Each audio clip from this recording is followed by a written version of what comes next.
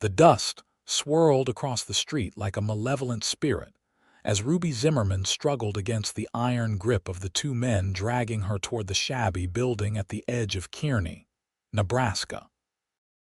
Her once pristine blue dress was now torn at the shoulder, her honey blonde hair falling in disheveled waves around her face as she kicked and fought with every ounce of strength left in her exhausted body. "Let me go," she screamed, her voice raw from hours of pleading. "I won't marry him. I would rather die than be his wife." The taller of the two men, a weasel-faced character named Silas, laughed cruelly. "Don't matter what you want, missy. You belong to Mr. Quinn now. Your pa signed the papers fair and square to settle his debt." It was May of 1874, and Ruby had awakened that morning a free woman of 22 years. By sunset, she was being forcibly delivered to Bartholomew Quinn, the ruthless owner of the largest cattle operation in the county, and a man known for his violent temper and cruel treatment of his previous wives, none of whom had survived more than 2 years of marriage. "Quinn's waitin', and he ain't the patient type," grunted the second man, his fingers digging painfully into Ruby's arm as she twisted desperately against their hold.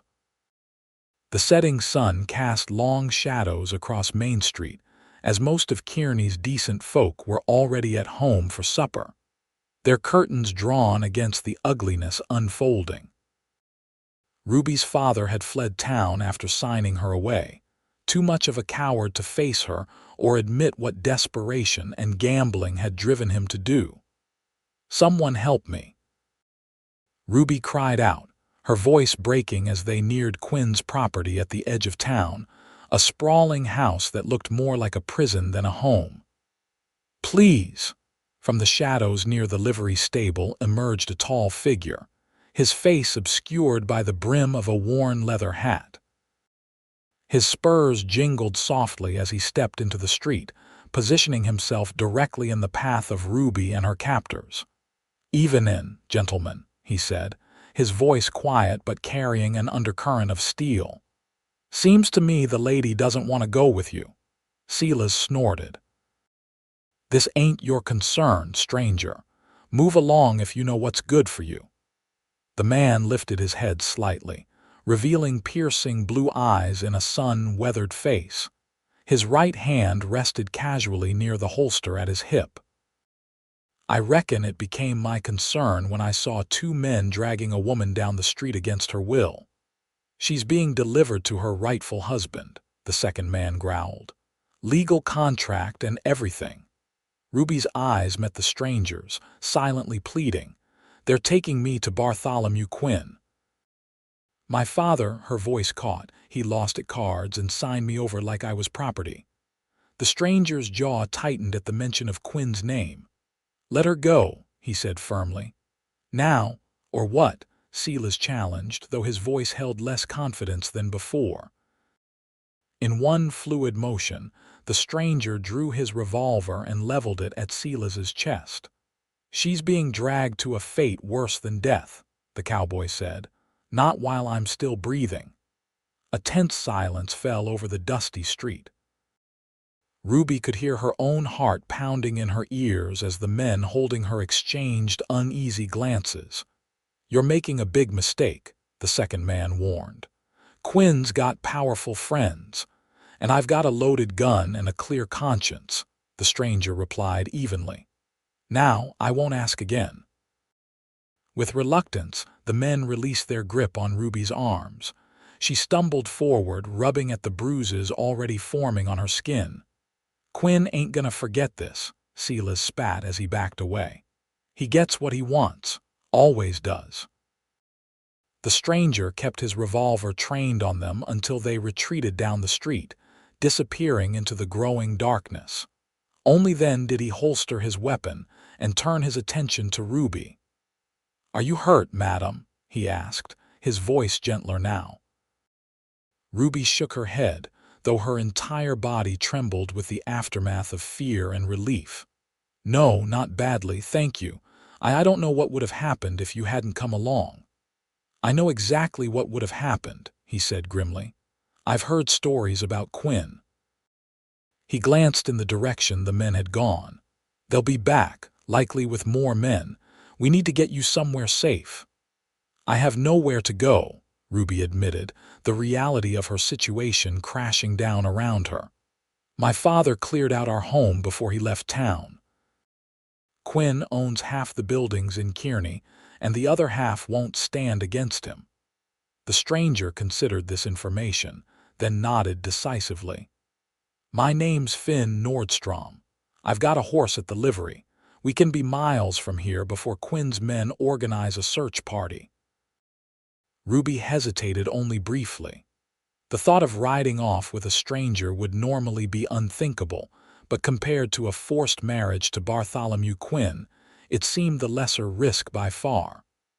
"Ruby Zimmerman," she offered, extending her hand. "And I'm forever in your debt, Mr. Nordstrom." His large, calloused hand engulfed hers in a gentle grip. "Finn, please, and there's no debt between folks helping each other survive in this territory." His eyes softened slightly. "Can you ride, Miss Zimmerman?" "Ruby," she corrected. "And yes, I can ride as well as any man in the county."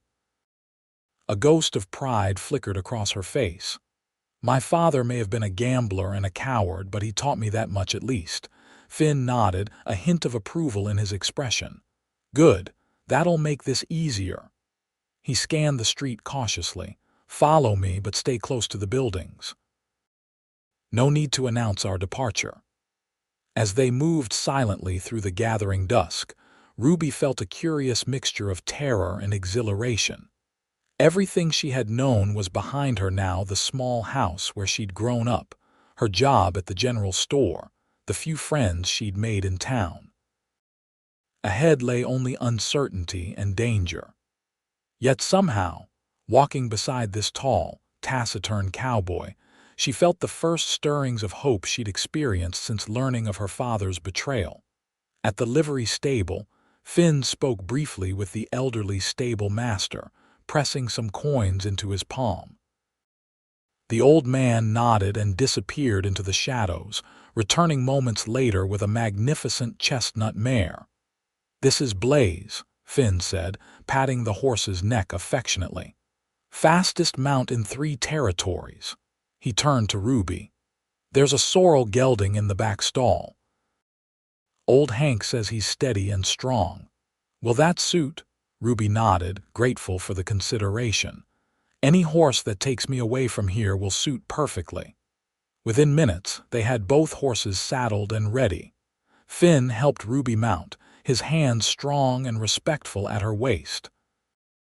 She arranged her torn dress as modestly as possible over the saddle, acutely aware of how improper this entire situation would appear to any observer. "Where are we going?" she asked as they led their horses quietly out the back of the stable. "I've got a friend with a homestead about 30 miles north of here," Finn replied.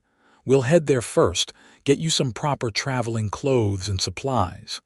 He glanced at her sidelong. "After that, it depends on how far you want to run." Ruby straightened her spine.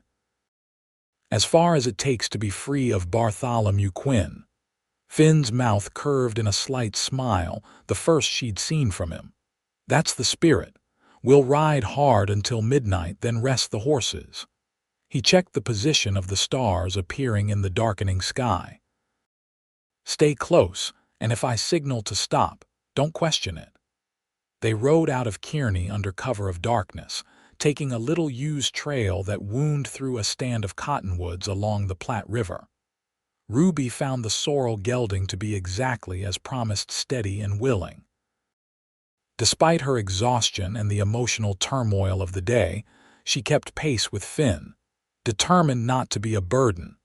As the lights of town faded behind them, Ruby felt a weight lifting from her shoulders. She was still in danger, still homeless and nearly penniless, but she was no longer helpless. Whatever came next, she would face it on her own terms. The night was cool for late spring, a blessing that kept the horses from overheating as they maintained a brisk pace. Finn rode slightly ahead, his posture relaxed but vigilant. Occasionally, he would raise a hand for silence and listen intently before signaling them forward again. After several hours of steady riding, Finn guided them into a small clearing surrounded by dense underbrush. A shallow creek gurgled nearby, providing water for the horses. "We'll rest here for a few hours," he said, dismounting in one fluid motion. "The horses need it, and so do you." Ruby slid from her saddle with considerably less grace, her legs trembling from the unaccustomed hours of riding. She would have fallen had Finn not stepped forward quickly to steady her, his hands gentle on her elbows. "Thank you," she murmured, embarrassed by her weakness. "I'm not usually so unsteady." "Most people don't flee for their lives after being manhandled half the day," Finn replied matter-of-factly. "You're doing fine." He helped her settle on a fallen log while he tended to the horses, removing their saddles and rubbing them down before securing them where they could graze and drink. From his saddlebags, he produced a small parcel of jerky, hard biscuits and a canteen of water, which he shared with Ruby. "It's not much of a supper," he apologized, sitting a respectful distance from her on the log. Ruby accepted the simple fare gratefully. "It's more than I expected to have tonight." She glanced at him curiously as they ate. "Why did you help me, Mr. Finn? You could have been killed." Finn was silent for a long moment, his eyes fixed on some distant point beyond the clearing. "I've seen what men like Quinn do to women they consider their property," he finally said, his voice low and controlled, though Ruby could hear the underlying current of anger. "My sister was 16 when a man like that decided he owned her, by the time I found her." He stopped, jaw clenched. "I'm so sorry," Ruby whispered, understanding now the depth of his intervention. Finn shook his head slightly, as if clearing away painful memories. "That was 12 years ago in Colorado Territory. I was too late to help her, but I won't stand by and watch it happen to another woman if I can prevent it." The personal revelation shifted something in Ruby's perception of him. Not just a random Good Samaritan, but a man with his own painful history, his own reasons for risking his life to help a stranger. "What about you?" Finn asked, clearly wanting to change the subject. "Any family besides your father who might help you?" Ruby wrapped her arms around herself against the night chill. "None that I know of. My mother died when I was 14. Consumption. Father and I moved around a lot after that, never staying anywhere long enough to put down roots." She sighed. "Kearney was the longest we'd been in one place, almost 3 years. I thought maybe." She trailed off, not wanting to admit how much she'd hoped they might finally have a real home. Finn nodded, understanding in his eyes. "I know something about that life. Haven't stayed in one place more than a season or two since I left home at 16. He offered her his jacket, which she gratefully accepted. "You should try to sleep. I'll keep watch." Ruby wanted to protest that she should take a turn at watch as well, but exhaustion was rapidly overtaking her. She settled herself as comfortably as possible on a patch of soft grass, using Finn's rolled-up jacket as a pillow, and was asleep almost instantly. She dreamed of being chased through endless plains, Quinn's laughter echoing behind her. Just as his hand closed around her arm, she startled awake to find Finn kneeling beside her, his expression concerned in the pre-dawn light. "Easy," he murmured. "Just a dream." Ruby sat up, heart racing, and pushed her tangled hair from her face. "Is it morning already?" "Nearly," Finn confirmed. "We should get moving soon. Quinn will have men searching by now." He handed her the canteen. "Drink. We've got a long ride ahead." As Ruby drank the cool water, she noticed Finn watching the eastern horizon, his profile strong against the lightening sky. Despite his rugged appearance and obvious capability with weapons, There was something gentle in the way he'd spoken of his sister, in how he'd offered his jacket without comment, in the respect with which he treated her. "How much further to your friend's homestead?" she asked, rising to help prepare for their departure.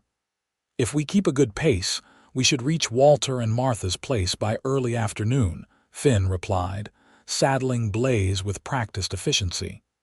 "They're good people. Martha will have proper clothes for you, and Walt can advise us on the safest route north." "North?" Ruby questioned, readying her own mount. "I was thinking Wyoming Territory," Finn explained. "It's still wild country, but there are opportunities there for those willing to work hard." "Quinn's influence doesn't reach that far," he hesitated. Unless you had another destination in mind, the truth was, Ruby had no plans beyond escaping Quinn. Wyoming Territory seemed as good a destination as any, and certainly better than trying to survive alone. "Wyoming sounds fine," she agreed, mounting her horse with more confidence than the previous evening. "I'm not afraid of hard work." Finn's appraising glance told her he believed her. "I never thought you were." They rode through the morning, keeping to less traveled paths and avoiding the main trails. Finn clearly knew the country well, navigating through wooded areas and shallow river crossings that would make them difficult to track. He was mostly quiet, speaking only to point out potential dangers or to check on Ruby's well-being, but the silence between them wasn't uncomfortable. By midday, the sun beat down with increasing intensity, and Ruby was grateful when they entered a stretch of shaded woodland. Her dress, already torn and dirty from the previous day's ordeal, clung uncomfortably to her skin, and she longed for fresh clothing and a chance to wash away the memory of Quinn's men's hands on her arms. "Not much further now," Finn assured her as they paused at a small stream to water the horses. "Walt's place is just beyond that rise." He nodded toward a gentle hill ahead of them. Ruby splashed cool water on her face and neck, trying to make herself somewhat presentable before meeting Finn's friends. "Will your friends mind harboring a fugitive?" she asked, only half joking. "Walt and Martha Foster have been taking in strays and helping folks in trouble longer than I've been alive," Finn replied with a slight smile. "Besides, you're not the fugitive in this situation. You didn't break any laws by refusing to be sold like cattle." His blunt assessment was strangely comforting. Ruby had been raised to respect authority and follow rules, but there was nothing lawful or right about what her father and Quinn had tried to do to her. As they crested the hill, a neat homestead came into view. A two-story farmhouse stood surrounded by well-tended fields and a large barn. Smoke rose from the chimney, and chickens pecked contentedly in the yard. It looked like a haven of normalcy after the chaos of the past 24 hours. A sturdy older man appeared from the barn as they approached, rifle in hand until he recognized Finn. His weathered face broke into a broad smile as he waved them forward.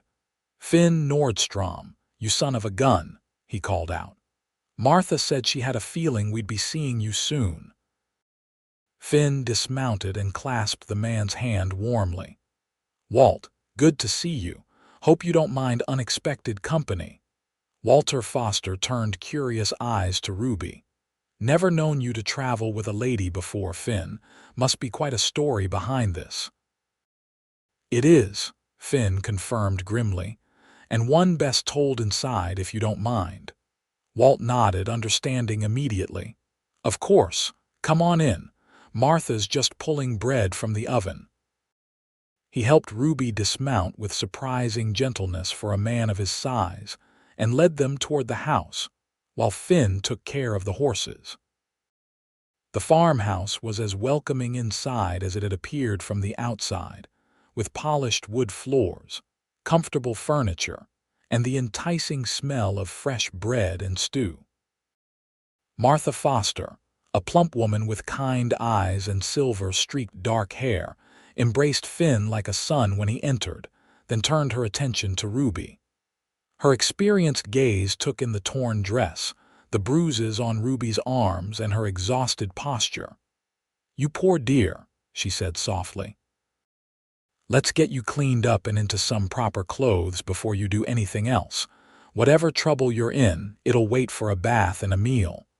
Ruby felt tears spring to her eyes at the simple kindness. "Thank you, Mrs. Foster. I don't want to impose." "Martha, please, and it's no imposition." She shot a knowing look at Finn. "This one's been bringing folks in need to our doorstep since he was barely more than a boy. We'd be disappointed if he stopped now." While Martha led Ruby upstairs to a bedroom with an adjoining washroom, Finn explained the situation to Walter in low tones. By the time Ruby emerged clean, dressed in a borrowed blue cotton dress that nearly fit her, and feeling human again, the men had moved to the kitchen table, where a map was spread between them. "Feeling better?" Finn asked, his eyes warming as he took in her transformed appearance.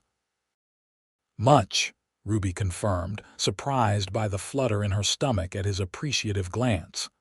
"Thank you both for your hospitality." "Sit and eat," Martha instructed, placing a steaming bowl of stew before her. "You look like you haven't had a proper meal in days." Ruby couldn't argue with that assessment. As she ate, Walt and Finn discussed potential routes north, with Walt occasionally pointing to locations on the map.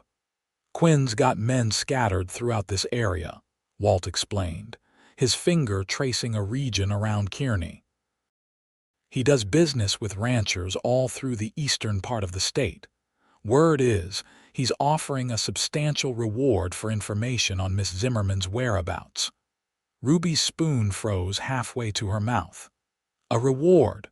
Already?" Walt nodded grimly. $500, according to what I heard in town this morning, plus another $200 for the interfering cowboy who helped you escape." Finn's expression didn't change, but Ruby noticed his shoulders tighten almost imperceptibly. "That complicates things." "You should leave me here," Ruby said suddenly. "I can find my own way north. There's no reason for you to risk your life further." 3 pairs of eyes turned to her in various states of disbelief. "Nonsense," Martha said firmly, refilling Ruby's bowl despite her protests. "Finn didn't bring you this far to abandon you now."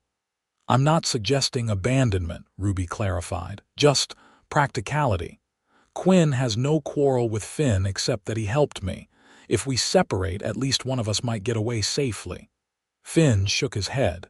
"That's not how this works. Quinn's men would track you down within days if you traveled alone. Besides," he added with a hint of stubbornness, "I gave my word I'd see you to safety, and I intend to keep it."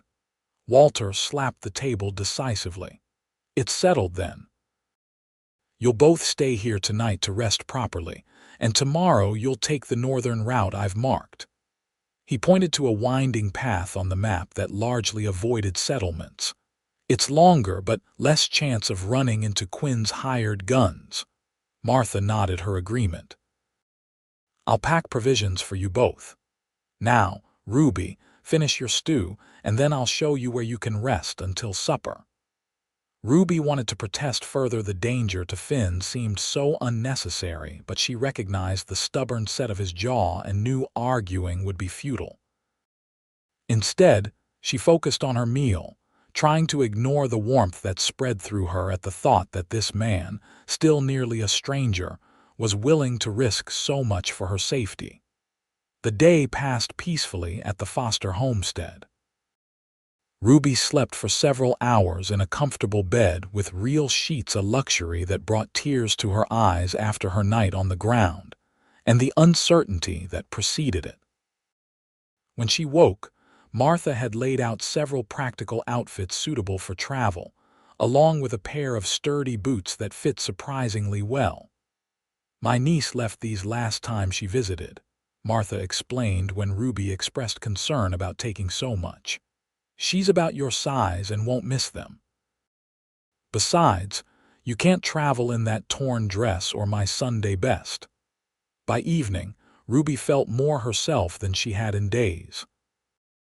Dressed in a practical brown skirt, white blouse and fitted vest, with her hair neatly braided and her face freshly washed, she joined the others for a hearty supper of roast chicken, potatoes, and fresh vegetables from Martha's garden. The conversation flowed easily, with Walt and Martha sharing stories of their 30 years together on the homestead. Ruby learned that they had never had children of their own, but had informally adopted numerous young people over the years, including Finn, who had stumbled onto their property half-starved and feverish after his sister's death. He was wild as a Mustang and twice as ornery, Walt recalled fondly. Took months before he'd say more than 2 words together. Finn's mouth quirked in a reluctant smile. "I was a mess. These 2 saved my life, though I didn't make it easy for them." "The best ones never do," Martha said with maternal affection. "Speaking of which, I put together some things for your journey." She gestured to several bundles on the sideboard. Food, medical supplies, extra ammunition. Walt added a few things as well. Ruby was overwhelmed by their generosity.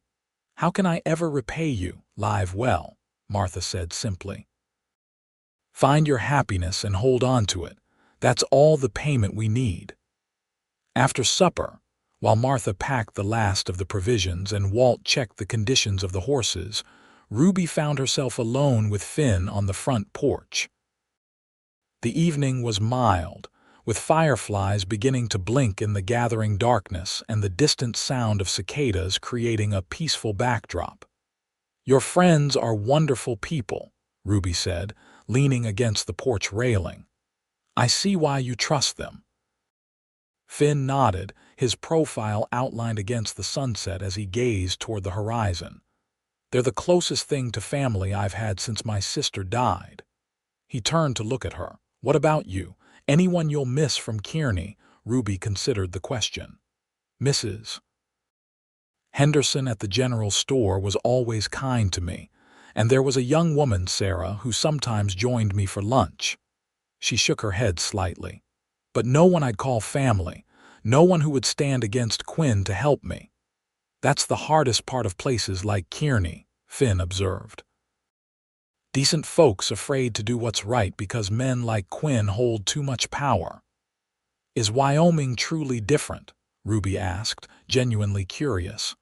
"Parts of it," Finn replied. "It's still wild country in many ways, but there are good communities forming. Places where people look out for each other, where a woman can own property in her own right and make her own decisions." He paused. "There's a small settlement near the Powder River I visited last year. Good people trying to build something worthwhile." Ruby could hear the yearning in his voice. "Is that where we're headed?" Finn's eyes met hers, surprisingly vulnerable for a moment. "If you're willing. I've been thinking about settling there myself, maybe start a small horse ranch." He looked away quickly, as if embarrassed by the admission. "Of course, once we reach safe territory, you're free to go wherever you choose."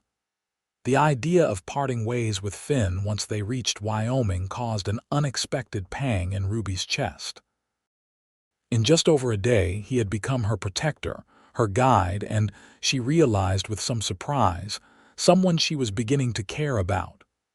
"A horse ranch sounds like a fine ambition," she said carefully. "I've always loved horses." Something in Finn's posture relaxed slightly. "We should turn in early," he suggested, straightening from the railing. "Dawn comes quick, and we've got a long journey ahead." Ruby nodded, though she was reluctant to end their quiet conversation. "Good night, Finn, and thank you again for everything." His eyes softened in the fading light. "Good night, Ruby." The next morning dawned clear and cool. Walt had the horses ready before sunrise, and Martha provided a hot breakfast and coffee before they set out. The goodbyes were brief but heartfelt, with promises to send word once they reached Wyoming safely. "Remember what I showed you about the map?" Walt reminded Finn as they mounted up.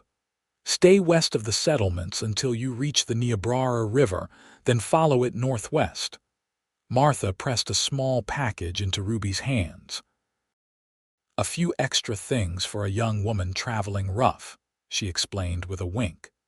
And remember what I said, you're stronger than you know. With final waves, Finn and Ruby rode north, following Walt's suggested route through rolling hills that gradually gave way to more rugged terrain.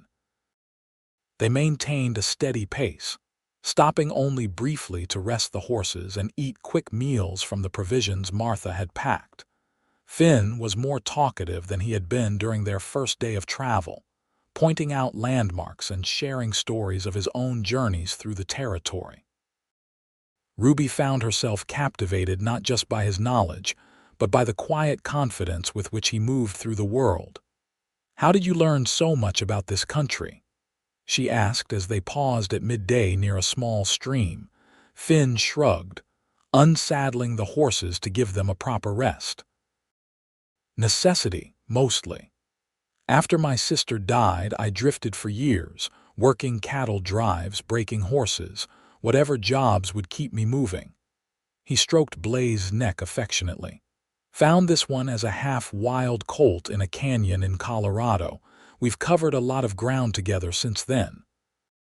Ruby watched him with the horse, noting the gentleness in his hands despite their strength. "You have a way with animals," she observed. "They're honest," Finn replied simply. "No pretense, no hidden motives, just straightforward needs and loyalties." "Unlike people," Ruby surmised.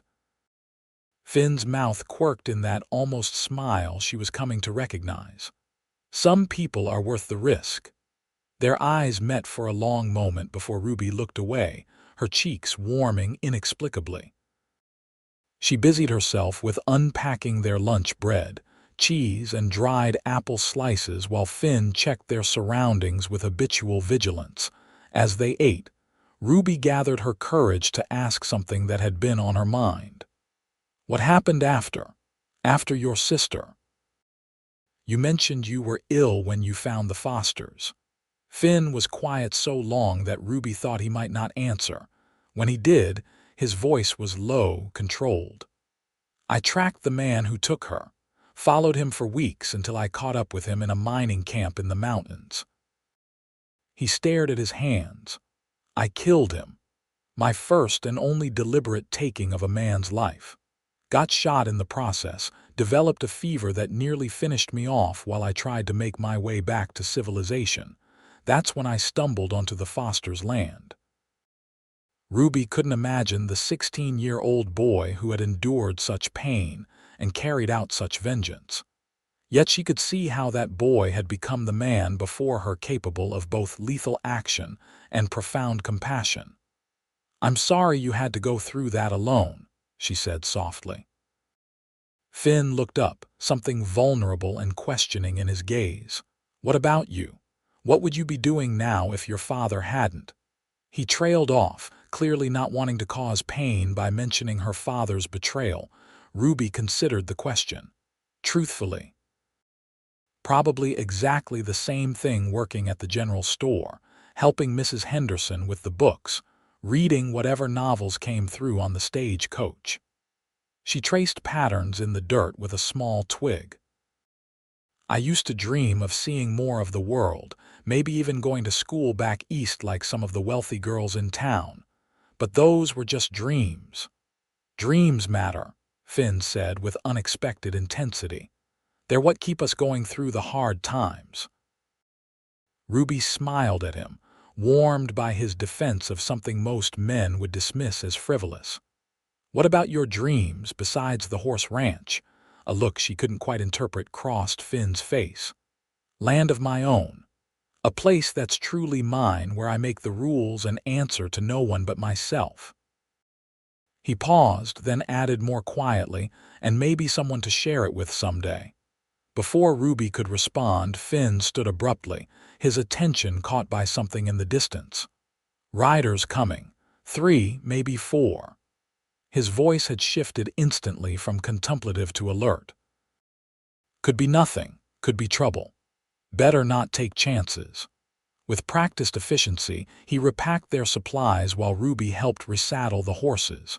Within minutes, they were moving again, cutting away from their original path toward a more densely wooded area to the northwest.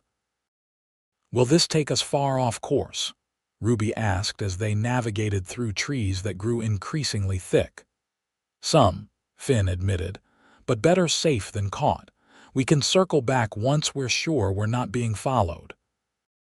They rode hard for several hours, the terrain becoming more challenging as they pushed deeper into the wooded hills. Ruby's muscles ached from the sustained pace, but she made no complaint, understanding the necessity of putting distance between themselves and the unknown riders. As dusk approached, Finn finally signaled for them to slow. "I think we've lost them if they were even looking for us," he said, studying the area before selecting a small clearing tucked between rocky outcroppings that would shield them from view. "This looks defensible for the night." The spot he'd chosen offered natural protection on 3 sides and a small overhang that would provide some shelter.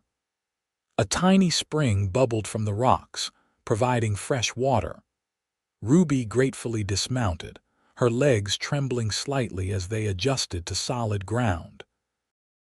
"You handled that well," Finn commented as he helped her unsaddle her horse. Not many city women could keep up with that pace without complaint. Ruby felt an unexpected pride at his approval. "I'm tougher than I look," she replied, attempting to massage a cramp from her lower back. Finn noticed her discomfort. "Riding muscles," he diagnosed.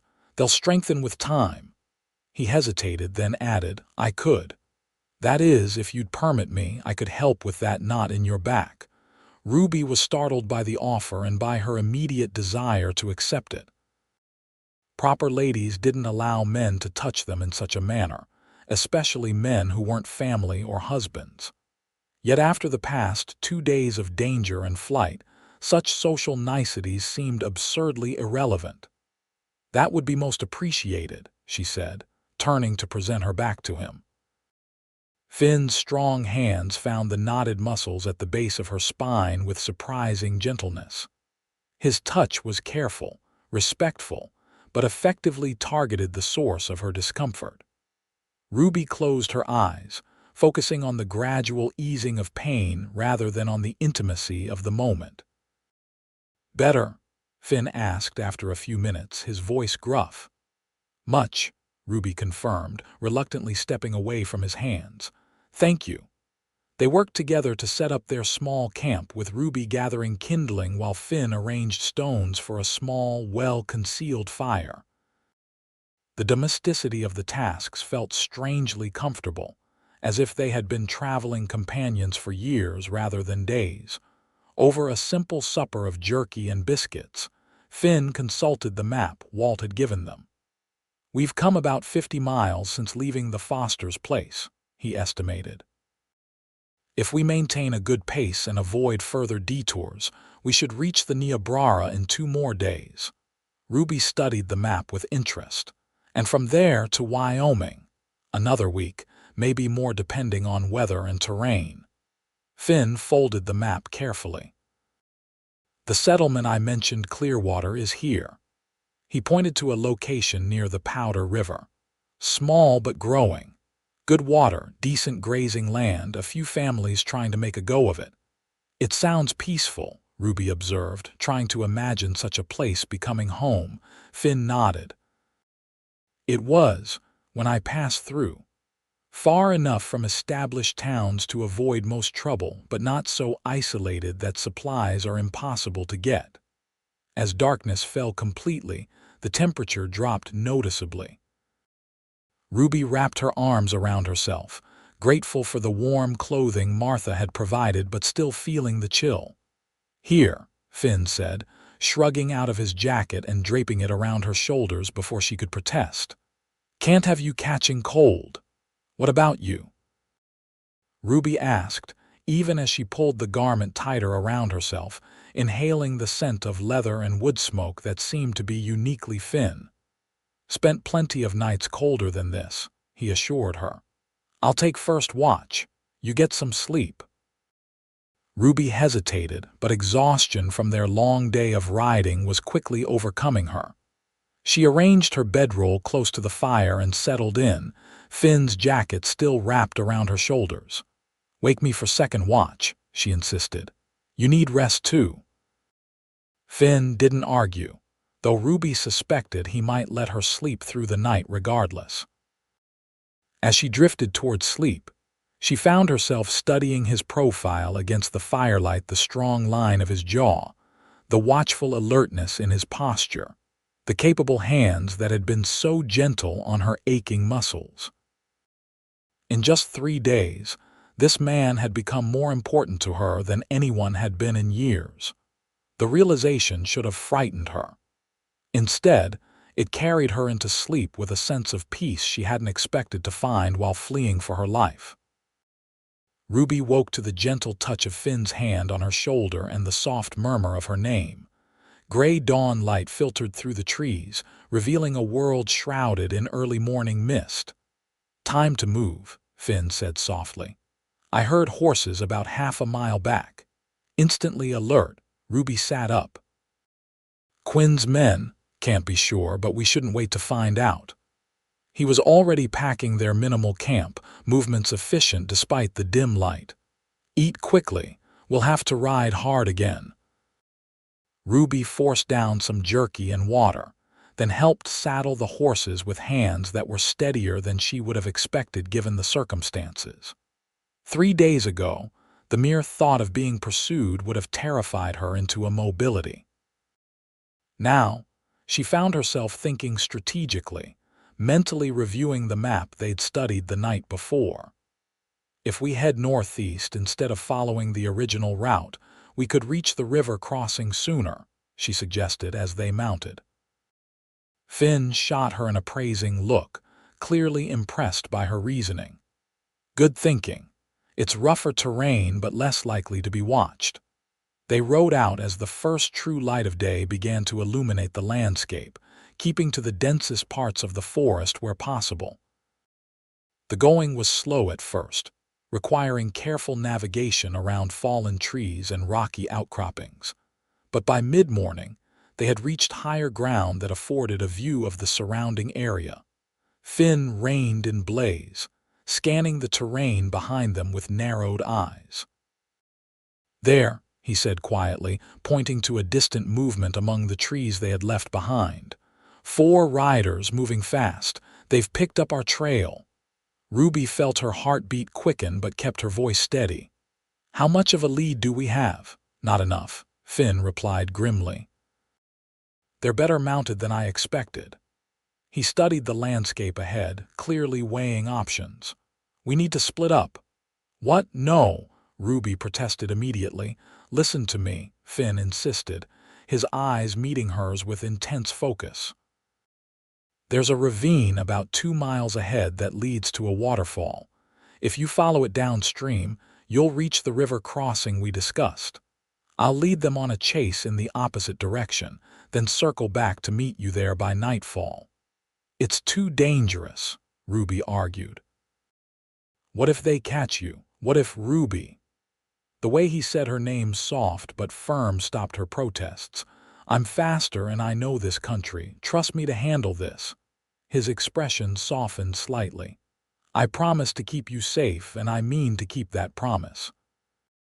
The intensity in his eyes made it impossible to argue further. Ruby nodded reluctantly. "How will I recognize the right crossing?" "There's an old cottonwood growing right at the water's edge, split down the middle by lightning but still alive. You can't miss it." He reached across the space between their horses to squeeze her hand briefly. "Wait for me there. If I'm not there by dawn tomorrow, follow the river northwest. Anyone in Clearwater will help you if you mention my name." "You'll be there," Ruby said with more confidence than she felt. "I know you will." Finn's mouth curved in that slight smile she'd come to cherish. "That's right." He released her hand and adjusted his hat. "Now go. Don't stop until you reach the river. With a last lingering look, Ruby urged her horse forward, following Finn's directions toward the ravine. Behind her, she heard him fire a shot into the air, a deliberate signal to draw attention, before galloping loudly in the opposite direction. Ruby rode with singular focus, finding the ravine exactly where Finn had described it, and following its increasingly steep descent toward the sound of rushing water. The terrain was challenging, forcing her to dismount and lead her horse on foot for portions of the journey, but she pressed on relentlessly. By late afternoon, the ravine opened into a broader valley, and Ruby caught her first glimpse of the river, wider and more swift than she had imagined, its waters brown with spring runoff. Following its course downstream, she scanned the banks for the distinctive cottonwood Finn had described. The sun was low in the sky when she finally spotted it, an ancient tree, massive in circumference, with a jagged split from top to base that had somehow failed to kill it. New growth sprouted from both halves, creating an archway of green leaves over the crossing point where the river widened and grew shallower. Ruby dismounted, legs stiff from the day's hard riding, and led her tired horse to drink from the river's edge. She looked around carefully, noting the sheltered area beneath the split cottonwood that would provide some protection for the night. Setting up a minimal camp, she tended to her horse first, removing the saddle and rubbing him down before seeing to her own needs. As darkness fell, Ruby found herself glancing repeatedly in the direction from which Finn should come, straining to hear any sound above the constant murmur of the river. Hours passed with no sign of him. She maintained a small fire, hoping its light might guide him while trying not to imagine all the things that could have gone wrong. What if Quinn's men had caught him? What if he was lying injured somewhere, unable to reach her? What if he had sacrificed himself to ensure her escape? The night grew cold, and Ruby wrapped herself in her bedroll and Finn's jacket, which she had kept despite his protests when they separated. Sleep came in fitful bursts, interrupted by every unusual sound and by her own anxious thoughts. Dawn came with a pale, misty light and no sign of Finn. Ruby paced the riverbank, torn between the promise to wait and the desperate need to search for him. She had just decided to give him until midday before backtracking to look for signs of his passage when a movement on the opposite bank caught her eye. A lone rider emerged from the trees, leading his horse slowly. Even at a distance, she recognized Finn's tall figure and distinctive hat, but something in his careful movements sent a chill through her. As he approached the water's edge, she could see he was favoring his left side, and his shirt was darkened with what could only be blood. "Finn," she called out, wading into the shallows without hesitation. He raised his head at her voice, and even across the distance, she could see the relief in his expression. "Stay there," he called back, his voice weaker than usual. "I'll come across." Ignoring his instruction, Ruby continued wading deeper, the cold water swirling around her knees, then her thighs as she moved toward him. Finn shook his head but began guiding Blaze into the river as well, meeting her near the middle where the current was strongest but still manageable. Up close, Ruby could see the extent of his injuries, a bullet graze along his right temple and what appeared to be a more serious wound in his left side, hastily bandaged but still seeping blood. "You're hurt," she said, reaching for him as water rushed around them.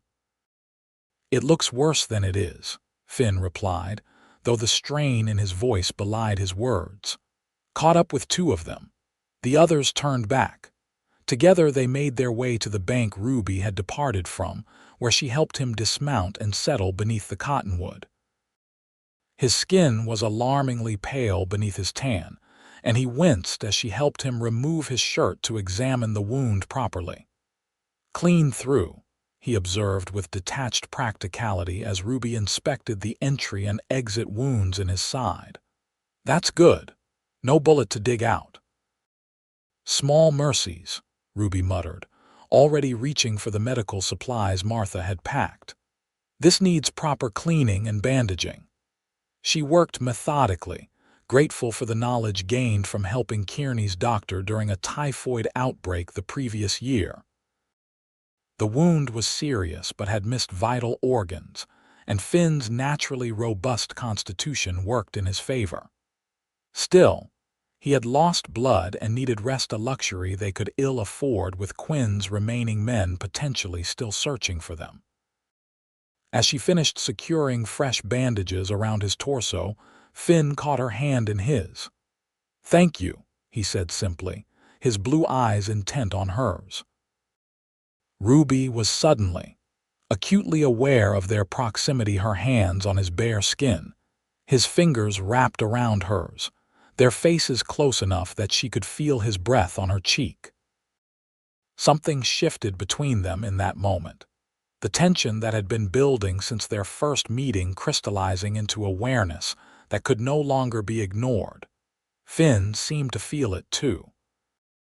His gaze dropped briefly to her lips before he released her hand and leaned back against the tree trunk. "We should rest here today," he said, his voice rougher than usual. "Give the horses a chance to recover. We can move on at first light tomorrow." Ruby nodded, though she suspected his suggestion had more to do with his own need for recovery than the horses. "I'll see to the horses and gather more firewood." The day passed slowly. Ruby tended the camp and kept watch while Finn slept, his body fighting to heal from the trauma it had endured. By evening, his color was better, and he insisted on sitting up to share the simple meal she prepared. "Tell me what happened," Ruby requested as they ate. "After we separated." Finn's expression grew distant as he recalled the events. "Led them north for several miles, making enough noise to keep their attention. When I reached the ridge, I doubled back through the dry creek bed, hoping to lose at least some of them." He took a sip of water before continuing. "Two of them were smarter than I gave them credit for. Caught up with me near the old trapper's cabin. There was a disagreement." The understatement was so typical of him that Ruby couldn't help a small smile despite the seriousness of the situation.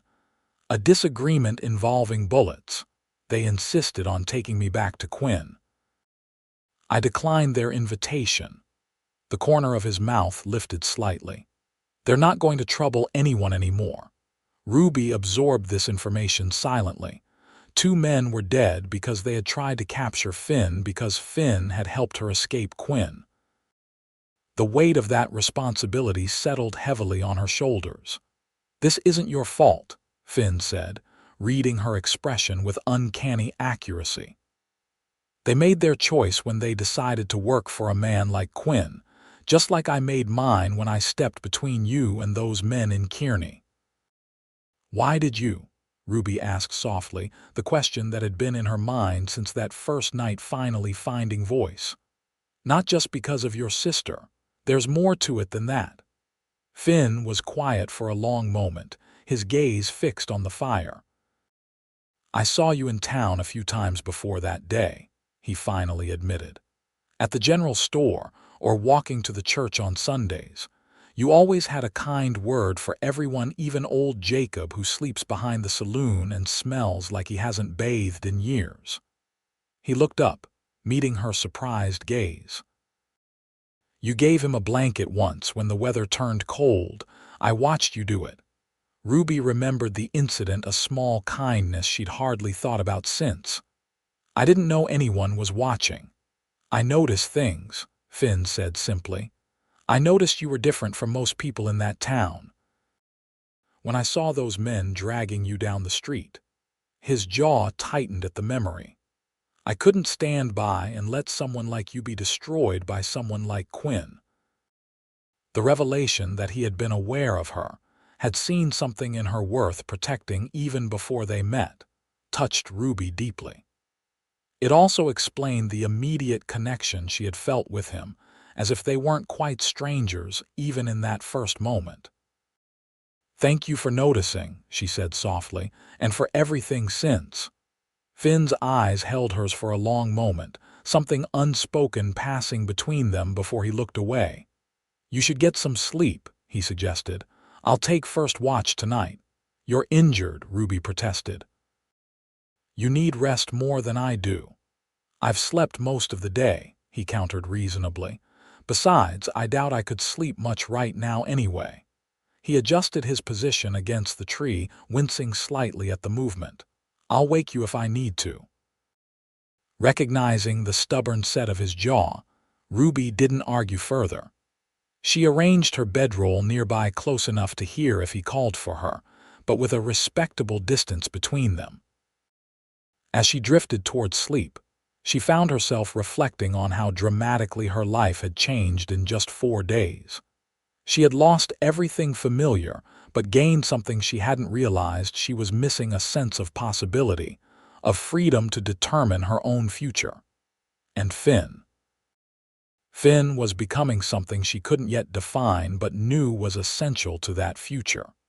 The next morning brought clear skies and a marked improvement in Finn's condition. Though still moving carefully to protect his injured side, he insisted he was well enough to travel. "The sooner we reach Wyoming territory, the safer we'll be," he reasoned as Ruby checked his bandages. "Quinn's influence doesn't extend much beyond Nebraska's borders." "If you're certain you can ride," Ruby conceded, not entirely convinced but understanding his urgency. They set out at a more moderate pace than before, following the river northwest as it wound through increasingly varied terrain. The rolling plains of eastern Nebraska gradually gave way to more dramatic landscapes, bluffs and buttes rising from the earth like sentinels, patches of pine forest providing welcome shade in the midday heat. Over the next 5 days, they fell into a comfortable routine. They rode from dawn until mid-afternoon, made camp early enough to rest properly, and shared the watch duties, though Ruby noticed Finn still took the longer shifts despite her protests. Their conversations during these days and evenings grew deeper, more personal, as the forced intimacy of their journey broke down the barriers of formality and reticence. Ruby learned about Finn's childhood on a small farm in Missouri, his relationship with his parents before they died of influenza when he was 12, leaving him to care for his younger sister alone. She told him about her mother's gentle guidance during her childhood, her father's descent into gambling and drinking after her mother's death, and her own dreams of education and independence that had seemed so unattainable in Kearney. "You could still get that education," Finn suggested one evening as they sat beside their small fire. "There's a school teacher in Clearwater, a woman from Boston who came west for adventure. She has books, lots of them. She might be willing to share her knowledge." Ruby was touched by his remembrance of her dream. "Perhaps, though I expect I'll be too busy establishing myself to think about such luxuries at first." "Establishing yourself how?" Finn asked, curious. Ruby had been considering this question herself over the past days. "I'm skilled with numbers and record keeping. Perhaps a position with a merchant or helping ranchers manage their accounts." She hesitated, then added, "Or I could teach younger children. I did that sometimes in Kearney when the schoolmaster was ill." Finn nodded thoughtfully. Clearwater could use someone with those skills. The settlement's growing fast enough that most folks are too busy with the immediate work of surviving to manage the details. "And you?" Ruby asked. "Will you stay there too, start your horse ranch?" Something flickered in Finn's eyes, uncertainty perhaps, or hope. "That's my plan. Found a good piece of land last time I passed through, about 2 miles outside town. Stream running through it, good graze, enough flat ground for a house and barn." He paused. "I've been saving for it for years." The image was compelling. Finn building a life in this new place, putting down roots after so many years of wandering. Ruby found herself wanting to be part of that image in ways that both excited and frightened her. On the 7th day after crossing the Niobrara, they reached the territorial border of Wyoming. Though the landscape didn't change dramatically, Ruby felt a weight lift from her shoulders as Finn announced they had officially left Nebraska behind.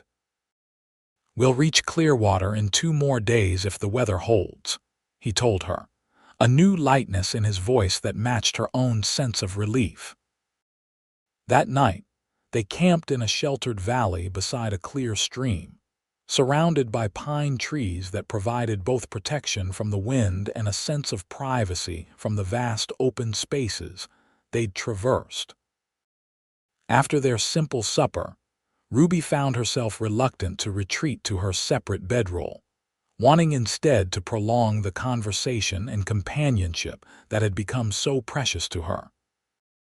Finn seemed similarly disinclined to end the evening, feeding small branches to their fire and asking questions about her childhood that kept her talking long after their usual time for sleep. There was a new tension between them, not uncomfortable, but charged with awareness and possibility. "I've been thinking," Finn said finally, during a lull in their conversation, "about what happens when we reach Clearwater." Ruby's heart quickened at his serious tone. "What about it?" Finn hesitated, uncharacteristically uncertain. "You'll need a place to stay, somewhere respectable." "I suppose I could inquire about boarding with a family in town," Ruby suggested, though the idea held little appeal after the freedom of their journey together. "You could," Finn agreed, his eyes fixed on the fire. "Or," he took a deep breath, "or you could marry me." The words hung in the air between them, unexpected yet somehow not entirely surprising. Ruby found herself speechless, her heart racing as she processed his proposal. Finn rushed to fill the silence. "I know it's sudden. We've only known each other a short time, but these past days—" He finally looked up, meeting her gaze directly. "I've never felt this way about anyone, Ruby.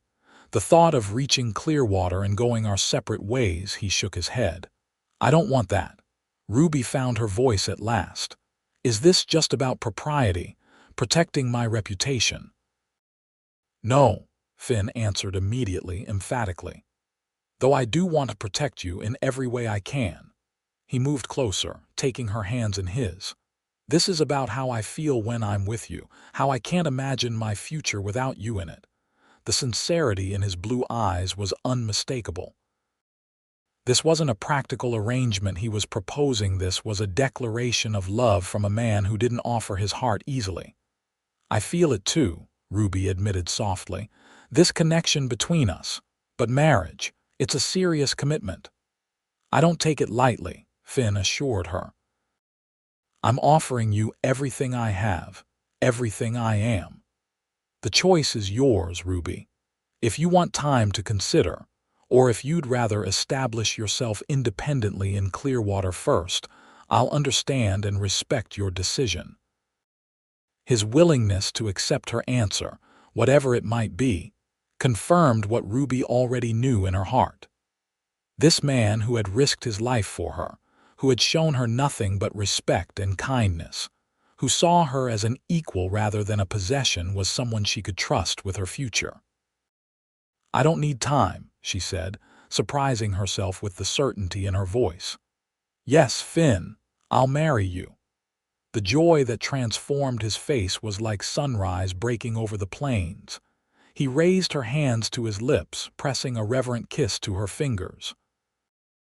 "I'll spend every day trying to be worthy of you," he promised. Ruby freed one hand to touch his cheek gently. "You already are."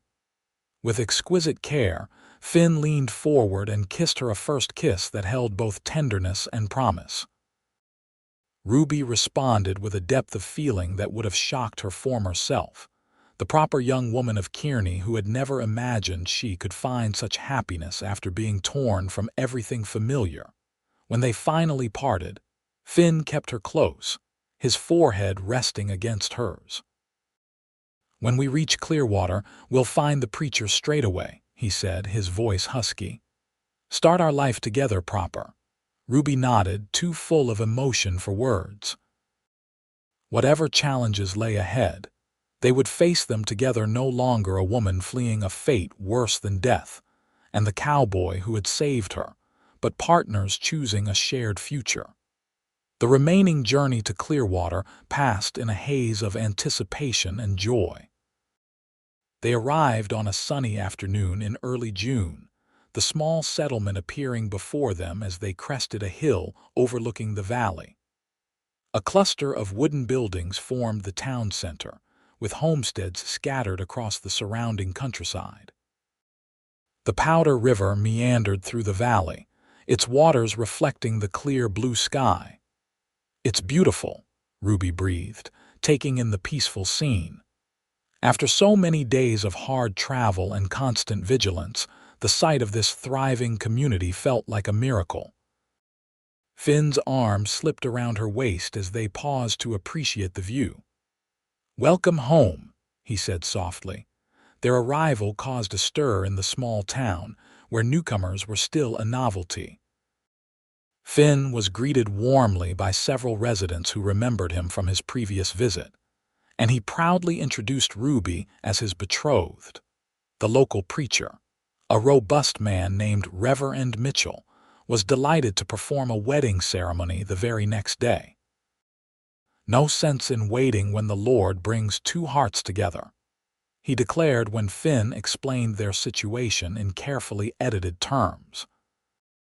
Martha Sullivan, the Boston-educated schoolteacher Finn had mentioned, immediately took Ruby under her wing, offering her own home for Ruby to prepare for the wedding and providing a simple but lovely dress that, with minor alterations, fit as if it had been made for her. "Every bride deserves to feel special," Martha insisted when Ruby protested the generosity. "Besides, I've had that dress packed away since I came west 5 years ago. Thought I might wear it myself someday, but the right man never appeared." She winked. "Better it should bring joy to someone than continue gathering dust." The wedding took place at sunset, with the entire settlement turning out to witness the union. Ruby, wearing Martha's cream-colored dress adorned with wildflowers hastily gathered by the local children, felt a happiness so complete it brought tears to her eyes as she spoke her vows to Finn, who stood tall and proud in a new shirt, his blue eyes never leaving hers throughout the ceremony. "I now pronounce you man and wife," Reverend Mitchell declared to the cheers of the assembled community. "What God has joined together, let no man put asunder."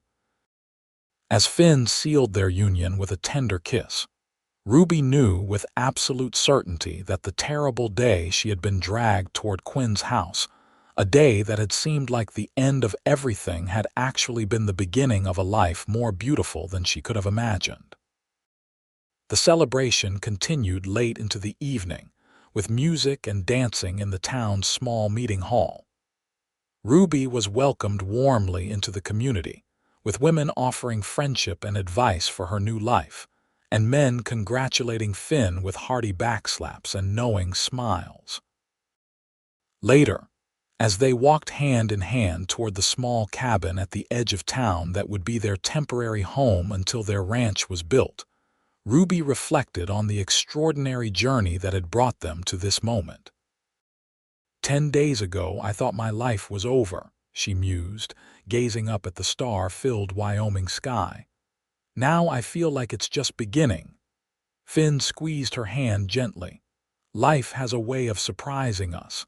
Sometimes the worst moments lead to the best ones." "Like a man stepping out of the shadows to face down 2 kidnappers," Ruby suggested with a smile.